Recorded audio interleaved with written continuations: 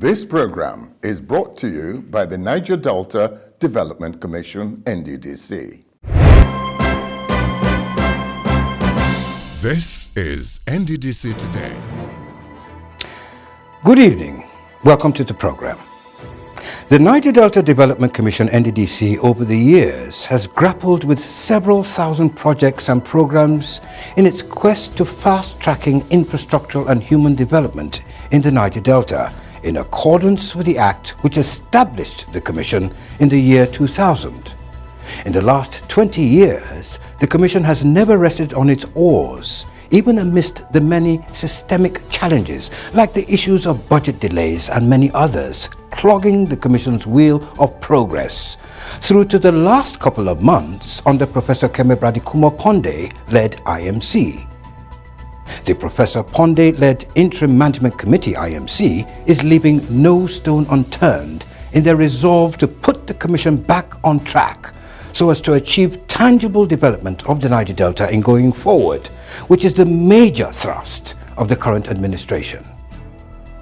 So far, every week we have kept our promise to always be here to furnish you with issues, happenings, and development across the Niger Delta. In today's episode, NDDC takes verification claims of the Commission's scholars to universities in the United Kingdom. NDDC ongoing forensic audit. What are the implications and expectations? Plus, we do an on-the-ground assessment of communities with poor-performing projects of the Commission. This is NDDC Today. I am Tukumbo Uyoride. Stay with us.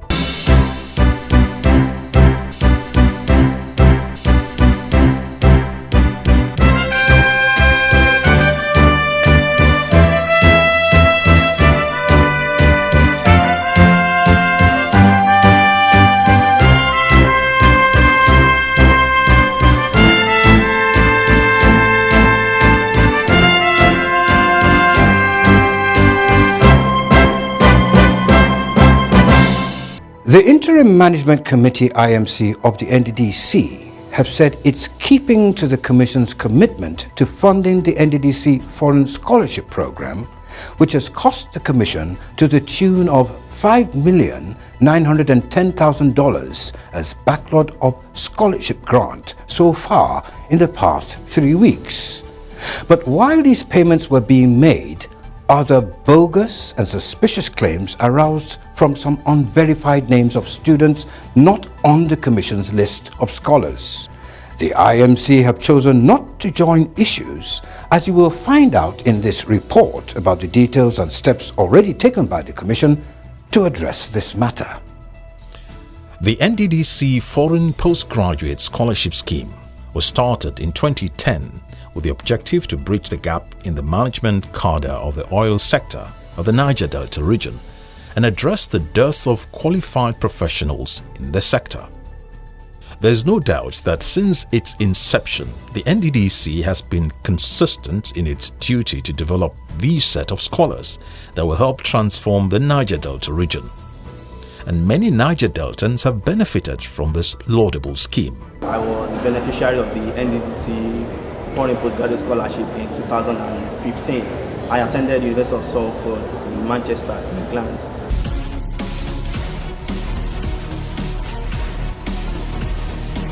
My name is Dr. Oke and I applied for a Master's in Health Administration at Tulane University.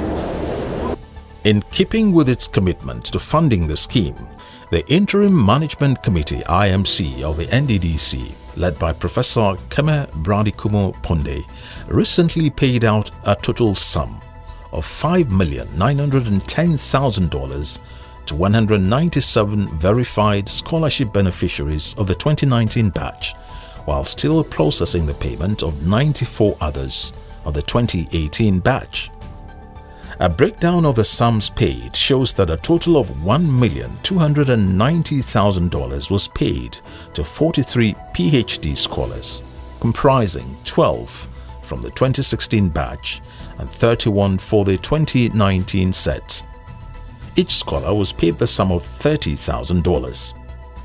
The master's degree category comprised of 154 scholars of the 2019 set, and each person received the sum of $30,000, just like the PhD counterparts. The total sum paid to the master's degree category was $4,620,000. The payment process for 94 verified beneficiaries of the 2018 batch, comprising of 40 PhD students and 54 MSc, was still being processed. Hello, Kyle. Good afternoon. Yeah, good afternoon. Please, my name is Patrick Oke. We work for NDDC with a television program. We understand that some of these, you guys abroad, you have been having difficulties, but now they have started paying.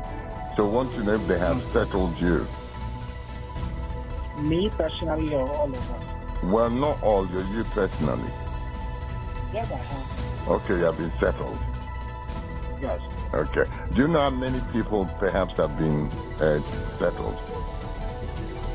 I can't give a specific number, but I think almost everyone. The last, I understand that the last set of payments for 2019 seems like they're just starting this morning. A lot of people are beginning to receive payments now. Thank God. Hello? Hello, am I speaking to Mr. Azeri? Yes, I'm sorry. Yeah, so good afternoon. Please, we work for NDDC. We do the television program. And recently we heard that the scholarship people abroad have been settled or are being settled. So we want to know if you are okay, if they've been settling you. Yes, I have been settled. Oh, you have been settled, so you're fine. Yes. You're quite happy. Thank you. Okay then. Wish you luck. Study hard. Curiously, and to the amazement of the IMC-led NDDC, a new set of unverified students emerged last week demanding for an additional payment of $3 million. This set of students claimed that they were not included in the recent payments made by the Commission. With this demand, the total sum of money expected to be paid by the NDDC would rise to $9 million. And to buttress their unverified claims, the students staged a protest at the Nigeria High Commission in London. In a swift reaction to these demands, the NDDC, in a statement it released, wondered why such a dubious and unverified demand of $3 million was being made by the unidentified students. The statement further pointed out that the NDDC in 2018 paid a total of $900,000 to cover the Commission's obligations to its scholars. This amount rose to $3.5 million in 2019, and just recently it paid the sum of $5,910,000. The Commission therefore said it's shocking that an additional $3 million was being demanded of it, which would catapult the amount to $9 million. How come $5.9 million can be paid? An additional $2.8 billion is being demanded. How many students are actually there? Are they still students? Are they in the universities? Or do you have a middleman that is collecting money on behalf of these students? It will be recalled that the Professor Pondey-led IMC assumed leadership of the NDDC in February this year and has since not awarded any scholarship to any students since coming into office. It is therefore surprising that these additional payments are being demanded of it. But as a caring management, the IMC chose not to turn a blind eye to these demands of the unconfirmed students. It has therefore given the matter the serious attention it deserves. In a quick reaction to this, the Acting Executive Director, Projects, Dr. Cairo Ojugo, and some relevant officials of the Commission left for London to carry out physical verification of legitimate students on the Commission's postgraduate scholarship program. While in London, the team will be visiting the universities where genuine and verifiable students of the scholarship scheme are admitted for various postgraduate courses. It is expected that at the end of the visit by the acting EDP and his team, all controversies with regards to the payment of outstanding scholarship funds to the students will be sorted out, and the unnecessary and bogus claims by the unscrupulous elements laid to rest permanently. The forensic audit of the NDDC, as ordered by President Muhammadu Buhari, is ongoing across all formations of the Commission. The exercise is expected to unravel every doubt about the NDDC in the minds of Niger Deltans and Nigerians at large. The Minister of Niger Delta Affairs has solicited for the support of the National Assembly for the success of the audit exercise, as the forensic auditors have now been deployed to the various Niger Delta states to carry out the forensic audit. In this report, our correspondent takes a look at the implications and expectations of the forensic audit exercise of the Commission.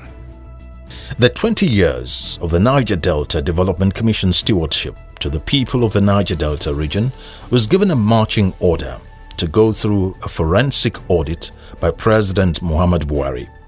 The decision was a fallout of the request by the South-South state governors to the presidency in their quest to see an NDDC that will be fully alive and responsive to its mandate of accelerating infrastructural development of the Niger Delta and enhancing the general living conditions of the people of the region. President Buhari, on the 17th of October 2019, acceded to the request of the governors, where he expressed his desire and determination to get to the root of the problems undermining the development of the Niger Delta region and its people. The amount of money which the federal government is religiously allocating to NDDC, we would like to see the results on the ground, and those that are responsible for that, I think, will eventually be asked to explain certain issues. The presidential approval for the forensic audit of the NDDC generated widespread support across the Niger Delta and ill feelings in some quarters. That is why Mr. President is determined to go ahead with the forensic audit, and that's why the June 12th address from Mr. President emphasized on the NDDC in about 3 different paragraphs. It can't be business as usual. Even as I speak with you now, the fact that in 24 years they can move to their permanent head office shows you that it cannot be business as usual. An interim management committee, IMC, was inaugurated to oversee the forensic audit. The IMC threw its weight behind the audit as approved by the President. In spite of the raging storms against the forensic audit in some quarters, the IMC is committed to the exercise and believe that only a thorough forensic audit of the Commission's projects, programs and finances can put the Commission back on track to better serve the Niger Delta region and its people. People are clamoring for change of the management, IMC, board and every type of thing. That will just be, what will I call it, just changing of people without solving the real problem. The problem is not who is running the place now. It is the processes that are lying underneath that are very rotten, that need to be sorted out.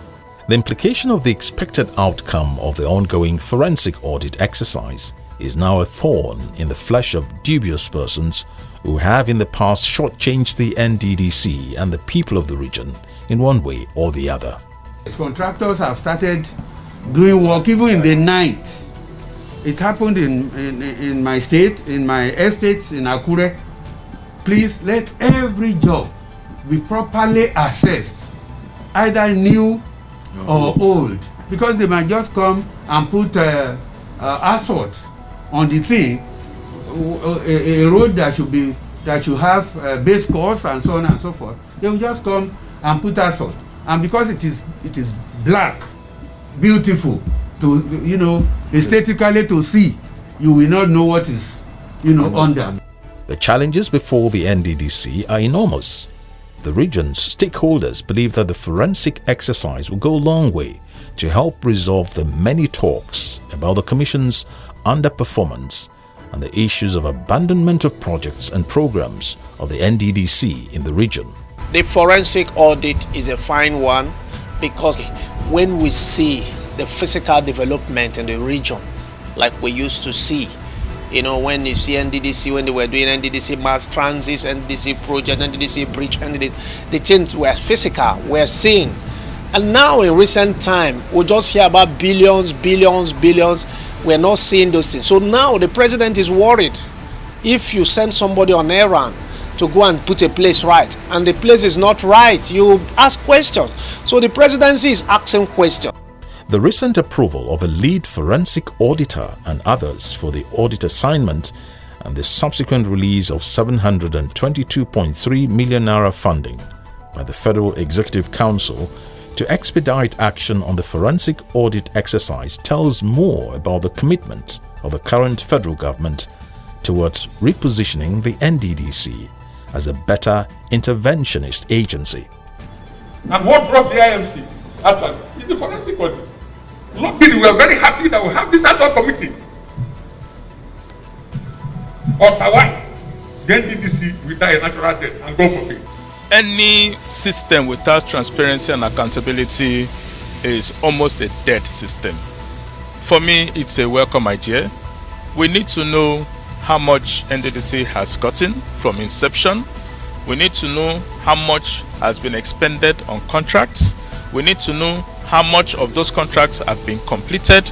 We need to know those who have stolen our money and need to go to jail. We need to know all of that. So I think, if you ask me, I will even add my own by saying that the president needs to even carry out an extra forensic auditing of the, while the first phase is going on, another phase to supervise the first phase that is going on should be done, because we must be clear.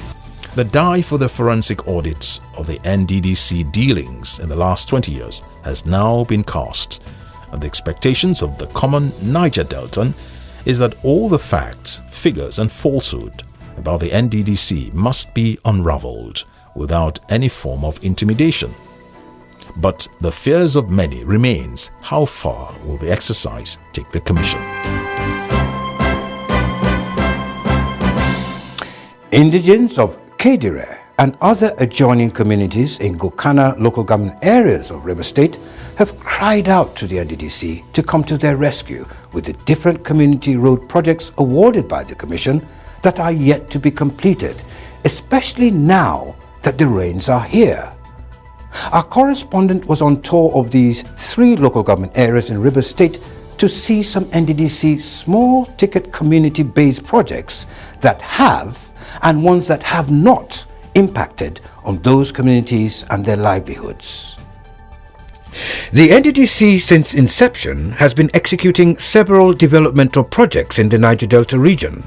Some have been properly executed and now in use by the benefiting communities, while there are other projects that have been abandoned by contractors across the Niger Delta region with one reason or another, either with nothing on ground to show or sometimes no execution of such projects.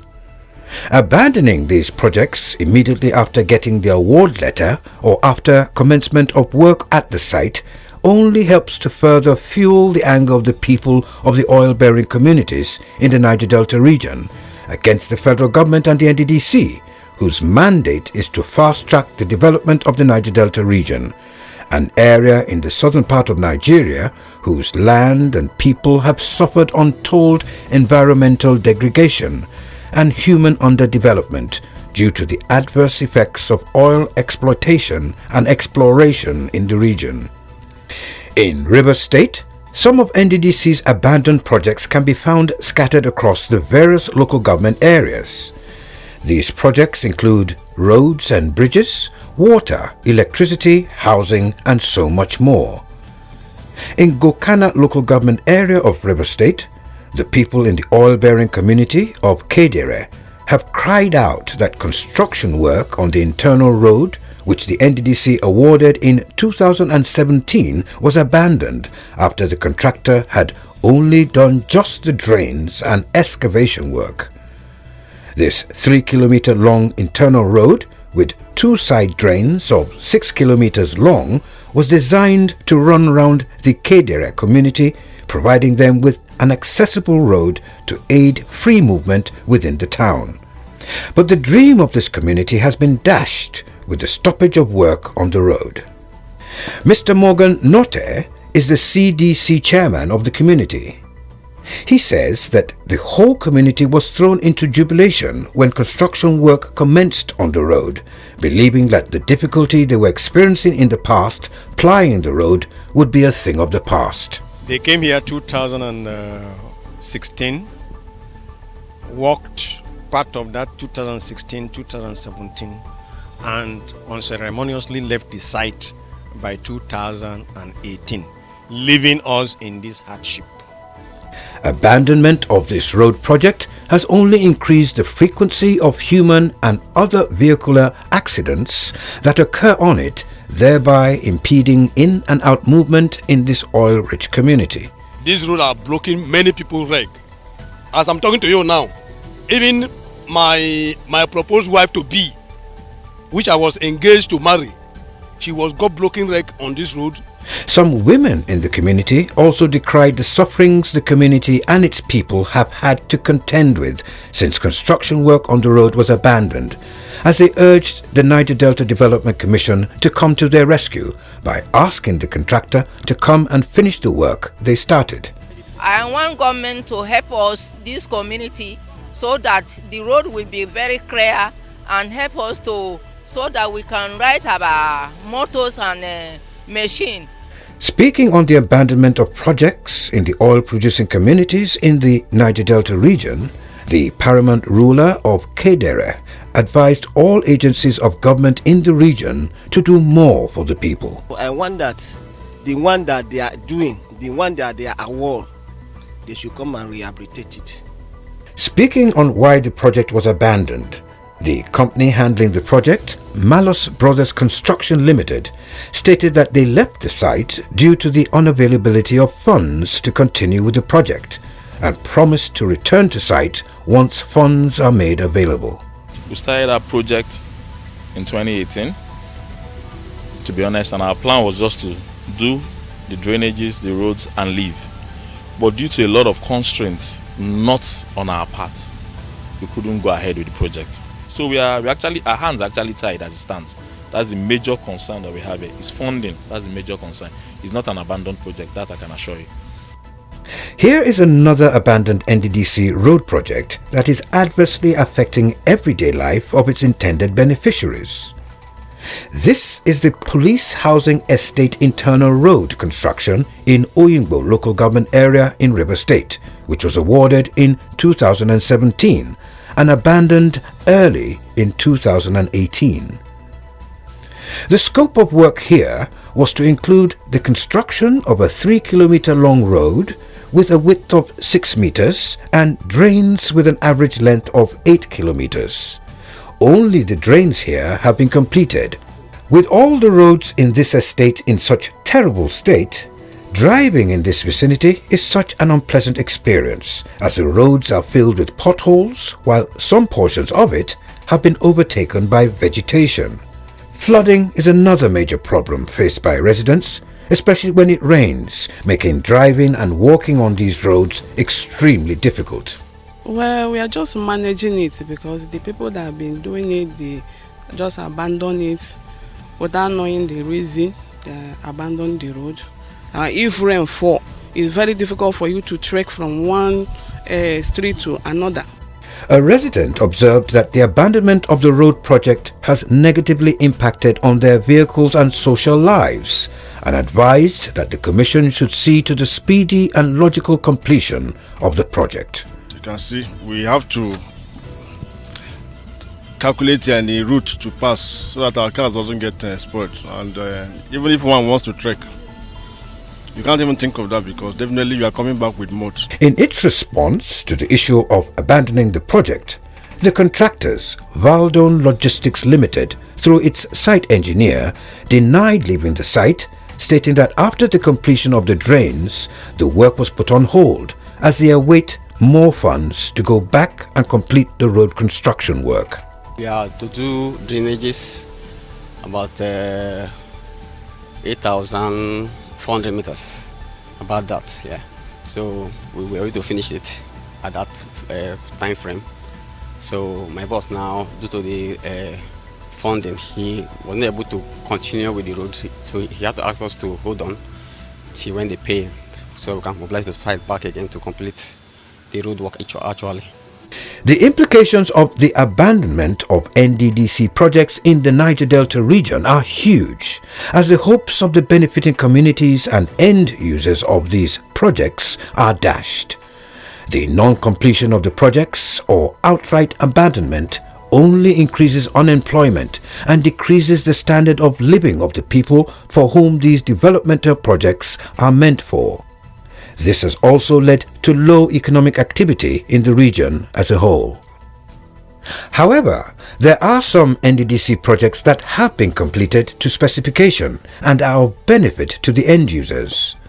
One of such is the completed Nyogo Lueku, Agbani Lueku, Wike Lueku Road in Kana local government area of Rivers State. The construction of the 5.6 kilometer long road with 2.3 kilometers long drainage and 5 culverts traversing Yogo Lueku, Agbani Lueku and Wike Lueku communities has actually helped in opening up these large agrarian communities who before now virtually had no access road leading to their communities. Lueku is a place that when you now come to, let's say tomorrow or next tomorrow, come to our market, you see all the product that coming out from that place. And because the road is good now, my mothers are enjoying the road.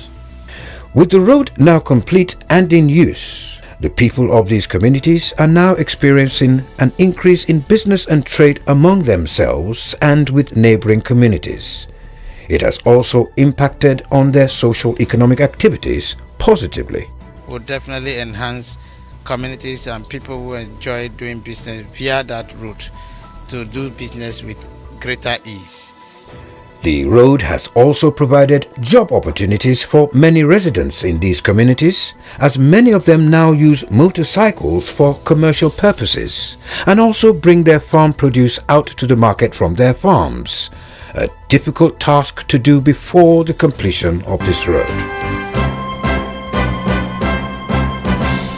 The plight of the people in these communities, we must say, truly deserve social amenities. Well, that's our package for this week. Till next week, when you come our way again, please stay safe and remain blessed. Good night.